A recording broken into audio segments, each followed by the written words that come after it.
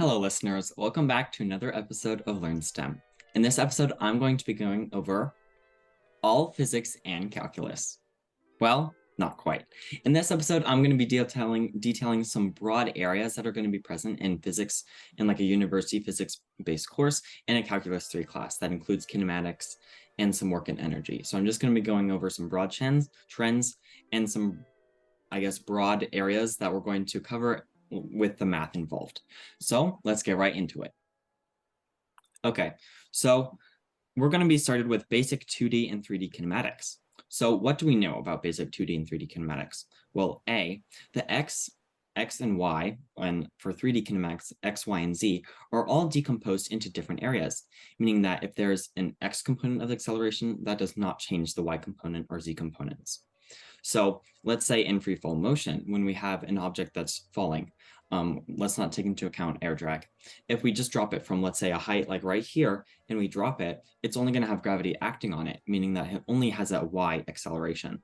So that means that the x component of its velocity will not change. And this is going to stay the case for all types of situations except for parameterized equations. That would look something like, let's say we have r of t. This is going to disappear on me, so I got to go fast. So r of t, let's say t plus 6, and then we have t squared plus 6, and then t. That would just become, the t squared plus 6 would become 2t, and then t, I think, and then just t. It went way too fast, but hopefully you understand what I mean. So the next part is derivatives and how they usually involve how motion changes. So the derivative of position would give velocity, and the derivative of velocity would give acceleration. And this makes sense because the derivative is finding the change in position over time, and position over time's velocity. And then when we divide, when we derive velocity, that's position over time squared, which is acceleration. So this is intuitive. It makes sense. And then when we antiderive something, we're basically finding the equation, the antiderivative of the equation. So we're finding the area under a line, and that can be a function as well. So an antiderivative then would help us find and track the motion instead of finding how the motion's changing. So let's look at a typical 2D problem. So we can use our kinematic equations. There's three main ones, I guess 5, but for 3 that we usually use. And that is velocity final is equal to velocity initial plus acceleration times time, which is right here. And then we have our change in a variable is equal to velocity initial in that direction times time plus 1/2 acceleration times time squared. And all of this stuff has to be in the same kind of direction. So we can't have Vy and have it for the change in x. And then lastly, we have velocity final squared equals velocity initial squared plus 2 acceleration times change in x. So what would we find from this? So let's say we want to find the total distance traveled. So we would find the y component of the velocity. And we know that sine gives us the vertical component. So that's sine of 26 of 48. And then we're not going to go into too much like nitty gritty stuff because you guys know how to do this. So sine of 26 of 48, and we want to get that to 0, because when we look at this equation right here, we understand that if it's 0, then that means that it's at its highest point, and it's going to start falling back down. So we need 2 times of that. So we get 0 is equal to sine of 26 of 48 minus 9.81 times time. And then we're going to get some t, and let's call that 2t. So 2t is equal to the total length.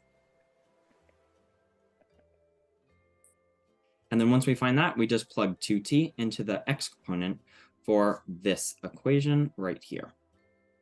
So when we plug it in to that component, as we can see, the x component of the velocity is cosine of 26 times 48. So when we plug that in, that's the change in x is equal to, so that's cosine of 26 times 48 plus 1/2 acceleration, which is 0, time squared, that goes away. And then, oh, I forgot the time right there.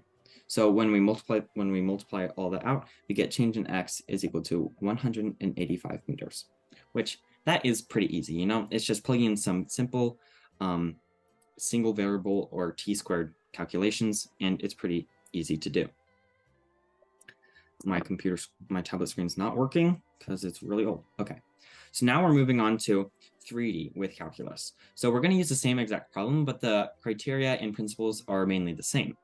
So when we look at vectors in 3D, and by the way, this entire video is going to be going really fast over a lot of different material. So it's kind of just a fun video if you just want to learn a lot about physics in a really short amount of time, and you might not know how to do all of it, but it gives you general ideas.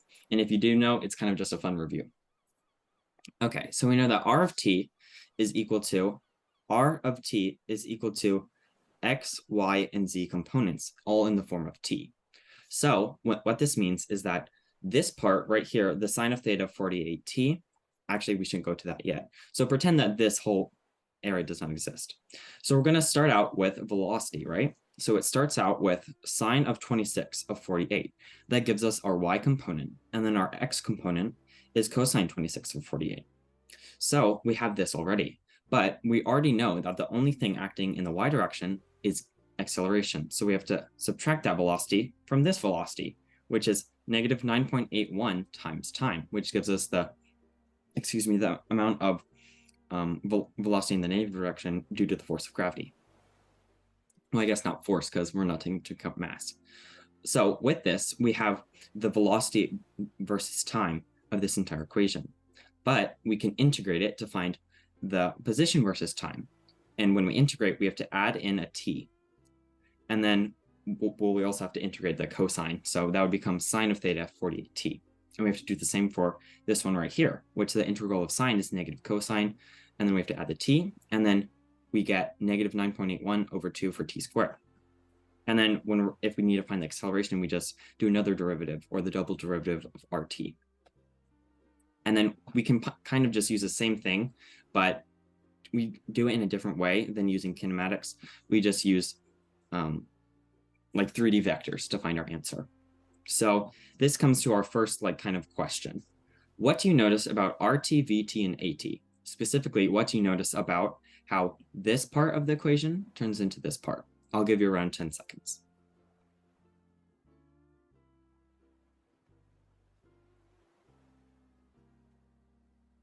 Okay, so you probably paused it if you actually wanted to figure it out, but the thing is that when we go from this, which is velocity right here, right? We go from velocity, which is this entire thing. What do you notice? This is v0 minus acceleration times time, which is the exact same as this one right here. Now, when we integrate this, imagine if we're integrating this, then we get velocity plus times time plus 1/2 AT squared. We get that because the integral of t is equal to t squared over 2. So that means that this is literally the direct integral of this, which that is pretty cool. So now we understand 2D and 3D kinematics in simple projectile motion. Now let's move on to something else. That was pretty easy, right? So what if a function is not clearly defined by an x, y, or z in these three respective areas? This is where Q gradients come in. So what is a gradient? A gradient is denoted by this symbol right here. It looks like an upside down delta. Effectively, it allows us to take the derivatives and antiderivatives of complex multivariable 3D vector equations. So you all know how to derive R of t is equal to, this is the x component of the position, the y component of the position, and the z component of the position. Except it's all in the form of t, so what can we do? So pretty easily, we can just integrate all of these aspects in the, we can derive all of these aspects in the form of dt, where we just derive in respect to dt. That gives us the derivative of this, which is just 2t as a 6 goes away. And we use power rule. Right here, that gives us chain rule. So that is the bottom, t to the 4th over 4, t to the 3rd, which gives us 4 over t. And then sine of dt, when we take the derivative of that, that's just cosine. So that was a piece of cake, right? As denoted by my little cake here.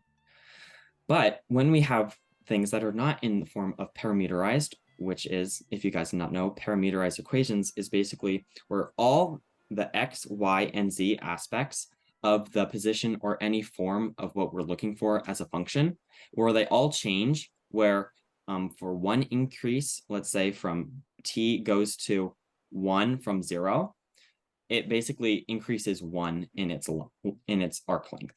But this might not be parameterized, but just for the sake of showing you how easy it is to derive in respect to dt, I just showed you like that. But when, let's say, there's a function that is not all simple like that. Let's say it is y is equal to x right here. It's y is equal to xy minus y to the cube plus x squared. As you can see, we can't just derive dx. If we just derive dx, then how would we do the dx of y, which is a variable? And this is where implicit differentiation comes in. In math and physics, we can just integrate in respect to dx, but we find this in respect to, derive in respect to dx, but then also we can just denote the y prime as its own function or variable. And when we do this, it actually makes things a lot simpler. And this just allows us to do, let's say for right here, the dx of xy becomes a product rule, which gives us this component right here. The y cubed, when we take the derivative of that, that's just chain rule. So that's negative 3y squared, and then inside, which is just a y, the function y, that becomes y prime right there. And then lastly, 2x is just chain rule, not chain rule, power rule, so it's 2x. And then we rewrite this entire equation in the form right here. Except it's even not always this easy, because it might not be in the form of an easy equation. And what I mean by that is, let's say we have a 3D equation where z is equal to, xy plus z, all that stuff, blah, blah, blah, blah. But let's say, how 3D functions can come in the form of vector like functions. That would be rt is equal to x, y, and z, where, let's go back, where we know that the x, y, and z components are always separated and do not affect each other. That means that we're left with scenarios like this, where the position is this is the x position, this is the y position, and this is the z position, where all of these positions are being interrupted from just simple integration. Usually, we could have just done something like, if this was only x squared, and when we take the derivative of that, we could only derive this and dx right here, dy right here, and dz right there. So when we do that, we would be left with what? X squared, y prime, z prime? No, that doesn't make any sense. It also wouldn't be easy to do that, because we couldn't just shift it onto the other side of the equation. So what instead we need to do is we take the derivative in respect to the gradient, or as we can also call the partial derivative. That basically just means that we can take into account so let me rephrase that. So the partial derivative basically allows us to integrate in respect to, when I say integrate, it allows us to derive in respect to the not dx, but it's the partial derivative of x. And let me go back again. So what did we say right here? Let me repeat again. X, y, and z are always separated and do not affect each other. So that means that when we only look at the x position, that means that when we're only looking at the x portion of the graph, let's say this is position graph, when we're only looking at the x portion, the y and z do not matter, and they can function as constants because we're integrating in a specific, deriving or integrating in a specific instance. So that means that we can just take the partial derivative of that and treat y and z as constants. That allows us to just do power rule, which is x squared, which turns into 2xyz, where y and z are operated as constants when it's in terms of x. When it's in terms of y, it's kind of the same thing, but it's just with y.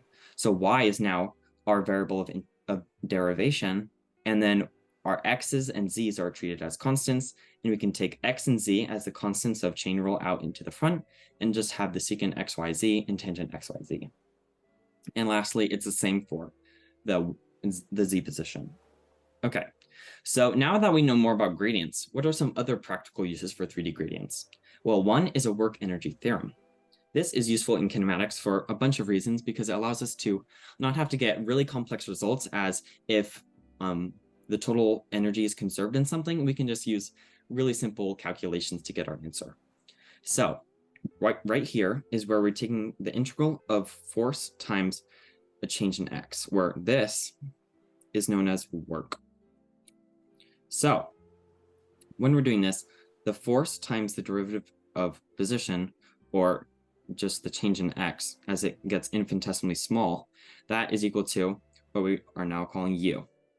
So when we take it from this definite integral, we get u of b minus u of a. Okay, so that makes sense, right? But what about a gradient?